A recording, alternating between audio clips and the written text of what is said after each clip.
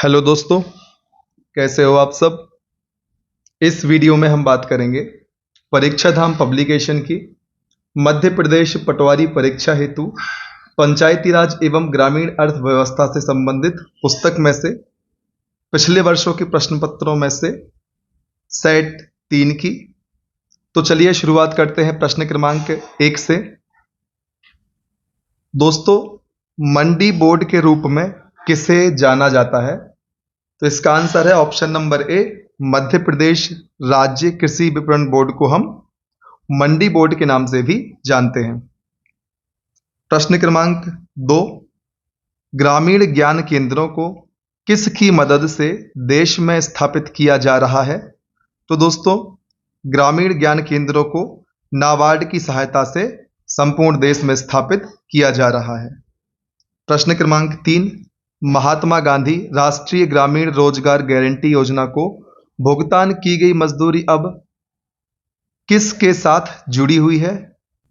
तो दोस्तों, महात्मा गांधी राष्ट्रीय ग्रामीण रोजगार गारंटी योजना को भुगतान की गई मजदूरी अब consumer price index for agriculture labour के साथ जुड़ी हुई है। ऑप्शन नंबर बी प्रश्न क्रमांक 3 का सही जवाब है।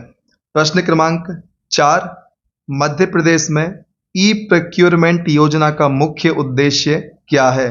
तो दोस्तों, ई प्रोक्योरमेंट योजना का मुख्य उद्देश्य है किसानों को उचित मूल्य दिलाना।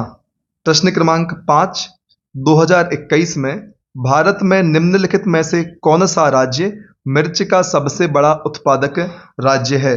तो दोस्तों, वह राज्य है आंध्र प्रदेश, जो वर्ष 2021 में भारत में मिर्च का सबसे बड़ा उत्पादक राज्य है। प्रश्न क्रमांक 6, राजीव गांधी ग्रामीण विद्युतीकरण योजना किस वर्ष शुरू की गई थी? तो दोस्तों, राजीव गांधी ग्रामीण विद्युतीकरण योजना वर्ष 2005 से प्रारंभ की गई थी। प्रश्न क्रमांक 7, DRDA प्रशासन का मुख्य उद्देश्य क्या है? तो दोस्तों, इसका मुख्य उद्देश्य है गरीबी विरोधी योजनाओं को लागू करने की गुणवत्ता को बढ़ाना। प्रश्न क्रमांक 8, निम्नलिखित में से कौन सा प्रधानमंत्री कृषि सिंचाई योजना का उद्देश्य नहीं है? तो दोस्तों, कृषि योग्य क्षेत्र का विस्तार करना यह इस योजना के उद्देश्य में शामिल है। जल के दुरुपयोग में कमी करना भी इस योजना का उद्देश्य है। परंपरागत सिंचाई स्रोतों को समाप्त करना यह इस योजना का उद्देश्य नहीं है। और प्रश्न में यह पूछा गया था कि कौन सा प्रधानमंत्री कृषि सिंचाई योजना का उद्देश्य नहीं है? तो दोस्तों, ऑप्शन नंबर सी इस प्रश्न का सही जवाब होगा। प्रश्न क्रमांक 9, मनरेगा के तहत यदि काम 15 दिनों के भीतर उपलब्ध नहीं कराया जाता तो आवेदक को किस दर पर बेरोजगारी के या बेरोजगारी भत्ते के हकदार होंगे? तो दोस्तों, इस प्रश्न का आंसर है ऑप्शन नंबर डी, पहले 30 दिनों के मजदूरी दर के 1/3 और उसके बाद 1/2। प्रश्न क्रमांक 10, मनरेगा के तहत जॉब कार्ड की वैधता कितनी है? तो दोस्तों, इसका आंसर है ऑप्शन नंबर सी, मनरेगा के तहत जो जॉब कार्ड बनाए जाते हैं उनकी वैधता 5 वर्ष की है। प्रश्न क्रमांक 11, मध्य प्रदेश के किस जिले में सर्वाधिक कपास का उत्पादन होता है? तो दोस्तों, वह जिला है खरगोन, जहां पर मध्य प्रदेश के भीतर सर्वाधिक कपास का उत्पादन किया जाता है।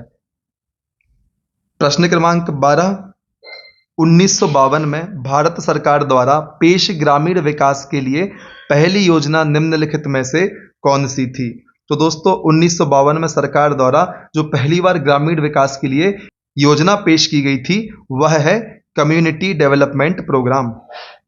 अब हम चर्चा करते हैं प्रश्न क्रमांक 13 की। रूरल इलेक्ट्रिफिकेशन कारपोरेशन अर्थात ग्रामीण विद्युतीकरण निगम की स्थापना किस वर्ष की गई थी? तो दोस्तों, ग्रामीण विद्युतीकरण निगम की स्थापना वर्ष 1969 में की गई थी। प्रश्न क्रमांक 14, किसान मित्र होने के लिए एकमात्र शर्त क्या है? तो दोस्तों, बड़ा किसान होना चाहिए, यह कोई शर्त नहीं है। उच्च तकनीक वाला किसान होना चाहिए, यह भी नहीं है। छोटा किसान होना चाहिए, यह भी नहीं है। दोस्तों, किसान मध्य प्रदेश का निवासी होना चाहिए, यह ऑप्शन नंबर डी किसान मित्र होने के लिए एकमात्र शर्त रखी गई है। दोस्तों, प्रश्न क्रमांक 15, खाली स्थान को मुख्यमंत्री की अध्यक्षता में किया जाएगा और इसमें कृषि, बागवानी, पशुपालन और डेयरी, SC/ST कल्याण, वन आदि के मंत्री शामिल होंगे। तो दोस्तों वह है कृषि कैबिनेट का गठन। प्रश्न क्रमांक 16 दोस्तों, दीनदयाल उपाध्याय ग्राम ज्योति योजना कब प्रारंभ की गई थी? इसका आंसर है ऑप्शन नंबर सी, वर्ष 2014 में दीनदयाल उपाध्याय ग्राम ज्योति योजना शुरू की गई थी। प्रश्न क्रमांक 17 मध्य प्रदेश में बैल वाले किसानों को बैलगाड़ी खरीदने के लिए कितने रुपए का अनुदान दिया जाता है? ऑप्शन नंबर सी, दोस्तों बैलगाड़ी वाले किसानों को बैलगाड़ी खरीदने के लिए 5,000 रुपए का अनुदान प्रदान किया जाता है। प्रश्न क्रमांक 18 वर्षा बीमा नामक योजना किसके द्वारा प्रारंभ की गई थी? तो दोस्तों इसका आंसर है ऑप्शन नंबर सी, वर्षा बीमा नामक योजना agriculture insurance company of India limited के द्वारा शुरू की गई थी। प्रश्न क्रमांक 19 मध्य प्रदेश प्रदत्त भूमि का कृषिकरण अधिनियम में इस वर्ष में अधिनियमित किया गया था। दोस्तों यहां पर थोड़ा सा सेंटेंस फ्रेमिंग सही नहीं है। मध्य प्रदेश प्रदत्त भूमि का कृषिकरण अधिनियम किस वर्ष में अधिनियमित किया गया था? यहां पर क्वेश्चन की फ्रेमिंग इस तरीके से होना चाहिए। तो दोस्तों यह अधिनियम वर्ष 1966 में अधिनियमित किया गया था। प्रश्न क्रमांक 20 मध्य प्रदेश में ITC के द्वारा स्थापित ग्रामीण मॉल्स चेन का क्या नाम है? तो दोस्तों इसका आंसर है ऑप्शन नंबर ए, चौपाल सागर मध्य प्रदेश में ITC के द्वारा स्थापित ग्रामीण मॉल्स चेन का नाम है। दोस्तों अब हम चर्चा कर लेते हैं मध्य प्रदेश में सुधार से संबंधित अधिनियमों की। यहां पर बात चल रही है कृषि सुधार की। तो चलिए शुरुआत करते हैं। मध्य प्रदेश भूमि सर्वेक्षण अधिनियम वर्ष 1947, मध्य प्रदेश भूमि अधिनियम के उपयोगों का नियमन वर्ष 1948, मध्य प्रदेश विस्थापित व्यक्तियों का पुनः स्थापना तथा पुनर्वास भूमि अधिग्रहण अधिनियम 1949, मध्य प्रदेश विस्थापित भूमि धारकों का पुनर्व्यवस्थापन भूमि अधिग्रहण अधिनियम 1954, मध्य प्रदेश भू राजस्व संहिता 1959, मध्य प्रदेश कृषि स्वामित्व अधिनियम 1960, मध्य प्रदेश प्रदत्त भूमि का कृषिकरण अधिनियम 1966 एवं अंत में मध्य प्रदेश भूदान यज्ञ निरसन अधिनियम 1992। आपके द्वारा मुझसे कहा गया था दूसरे सेट के बाद कि सर आप एक दिन में एक से अधिक वीडियो लेके आएं, तो मैं तुरंत ही आपके लिए दूसरी वीडियो बनाने के लिए तैयार हो गया। तो फिर इस वीडियो में इतना ही।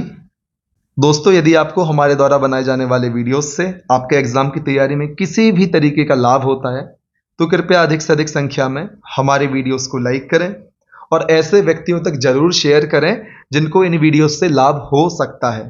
तो कृपया अधिक से अधिक लोगों तक शेयर भी करें। साथ ही साथ चैनल को सब्सक्राइब करें और बेल आइकन भी प्रेस करें, जिससे कि आने वाले समय में जितने भी वीडियोस हम अपने चैनल पर अपलोड करते हैं उनके नोटिफिकेशन आपको तुरंत प्राप्त हो जाएं। दोस्तों इसके साथ ही हम डिस्क्रिप्शन बॉक्स में आप सभी के लिए अपने टेलीग्राम एवं इंस्टाग्राम की लिंक प्रोवाइड कराते हैं।